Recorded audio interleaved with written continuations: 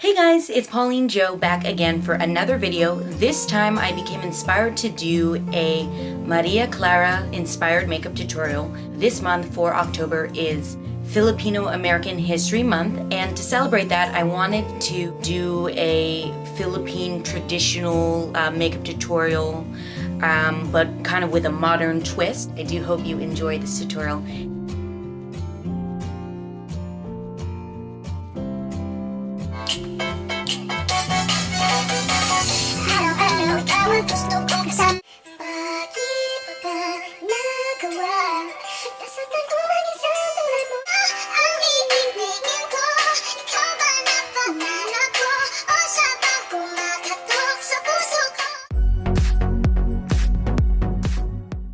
As always, you want to prep your skin before applying any makeup. I first mist my setting spray all over my face, then I apply an under eye cream under my eyes and finish off with a lotion all over my face.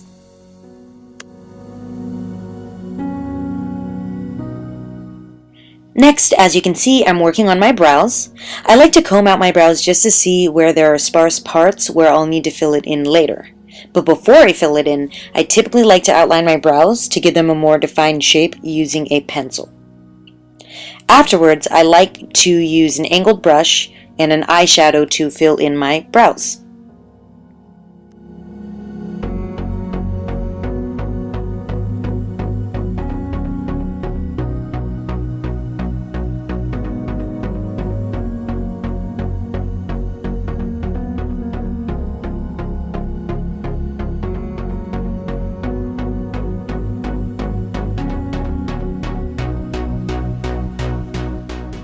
After you've gone back and forth to get the perfect shaped brows, don't forget to use brow gel to assure your brow hairs stay in place. Then, I like to use concealer under my brows, especially during the times that I can't get to the salon to wax my brows and want to hide some of the hairs. This technique not only covers some of those hairs, it further enforces the shape of my brows, and the concealer acts as a highlight for the eyeshadow I'm about to do.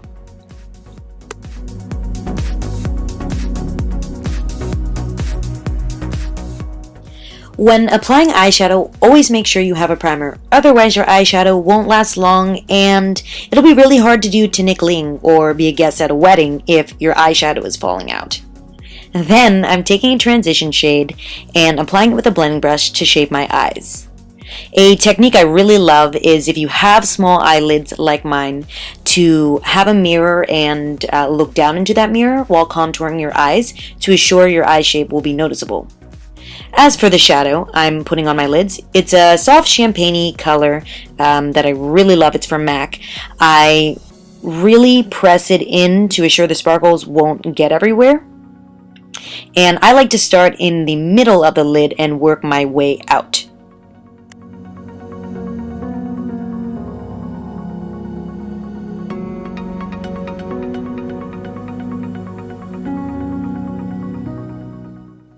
Moving on to the face, once my skincare products have seeped into my skin, I like to start off with concealer.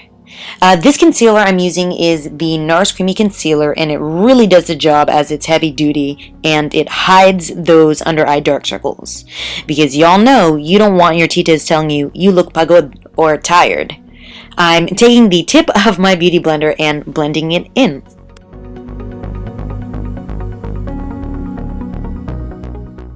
And before you put on any foundation, you should put a primer on your face to assure that your face makeup stays on all day and all night. I apologize I didn't get to film it. And then I just went in and I applied my foundation. Everyone has a different technique, but for me personally, I like to dot my foundation on all over my face. Then I take a damp beauty blender and I go in and blend. I cannot emphasize enough to take your time to blend your foundation to have a smooth, even looking finish.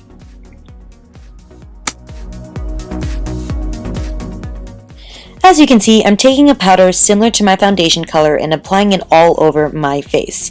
If you noticed, I didn't do a ton of highlighting as you typically would see in a makeup tutorial these days, just because I wanted to keep it a little bit more traditional. But if you love concealer all over your face and you love a ton of highlight, you do you, girl.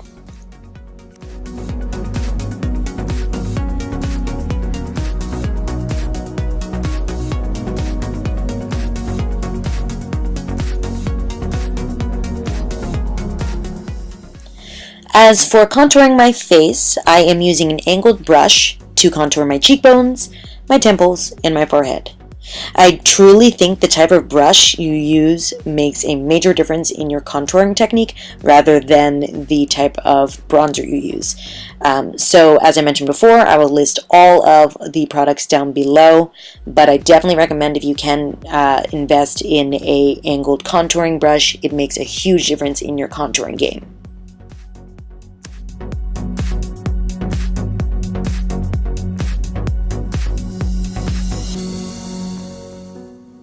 Then, as you can see, I clearly couldn't live without a little bit of highlighter, so I decided to use a powder highlight and applied it with a fan brush. You can also use an eyeshadow brush, by the way, but I first applied it with a fan brush and I blended it out with my finger to give it a more diffused look.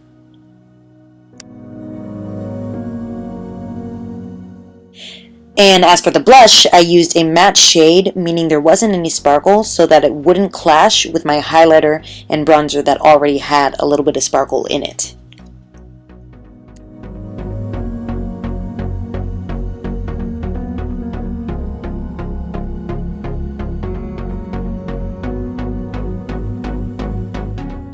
For the lips, you can really go with a bold or soft color depending on your mood. I felt like because the color of my eyeshadow was already pretty soft and I didn't have my usual smoky eye, that I wanted to go bold with a lip color. And going back to my eyes, I applied these Mink lashes off camera and then added mascara to blend my real lashes with my fake ones. I definitely think the nicer the lashes are, the more noticeable it is that you're wearing them, obviously. So you want to assure that you blend in your real lashes with your fake lashes. And I usually don't apply eyeshadow on my bottom lids, but I went back and used the same eyelid color I used before and applied it on my bottom lids. And then I added a little bit of the highlighter color that was on my cheeks into my tear ducts, and then I finished off this look with mascara.